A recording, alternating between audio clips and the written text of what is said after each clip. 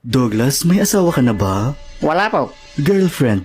Wala po. Nililigawan? Meron po si Aubrey. Bakit di ka pa niya sinasagot? Ano ba? Ang dami mong tanong ah. Oo nga no. I'm sorry. Masyado kang chismoso ha. Ano to, job interview? Okay. Kahit di mo na i-open up. Datoy. Pero ayun nga, 3 na kaming naniligaw sa kanya, pre. Di ko nga alam kung anong magandang gawin ko. Yung isa kasi businessman, mayaman, kaso pangit. Tapos yung isa naman may trabaho, may itsura, tapos matino daw. Mas solid kaya ako. Mas matino, mas masipag. Medyo masipag. Minsan masipag. Tapos sobrang pogi pa. Kapatid, sabing masama ang magsinungaling eh. Okay, sorry, last ko na yun. Douglas, naakit ka ba sa ibang babae habang nililigawan mo si Aubrey? Ay, hindi po. Nasisiksihan lang ako sa iba, naglalike ako ng pictures, tapos minsan pinapalo or ina-add print ko lang. So, naakit ka. Opo, kuya.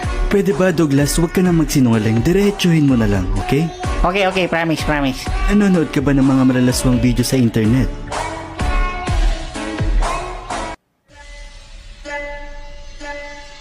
Next question na ba? Oo, please. Kailan ka huling nagkumpisal, Douglas?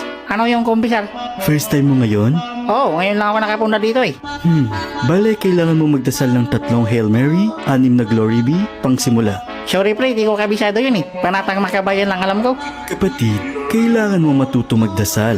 Ito ang isa sa paraan upang makausap natin ang Panginoon at para mas mapalapit sa Kanya. Kung nalulungkot ka, magdasal ka. Kung masaya ka, magdasal ka at magpasalamat ka sa Kanya. Ito, may kopya ako. Pwede mo munang basahin. Hello?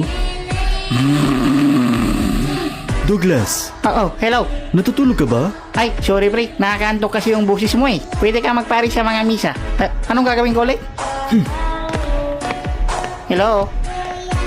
Hello? Hello? Father? Hello? Tara na, Gegi!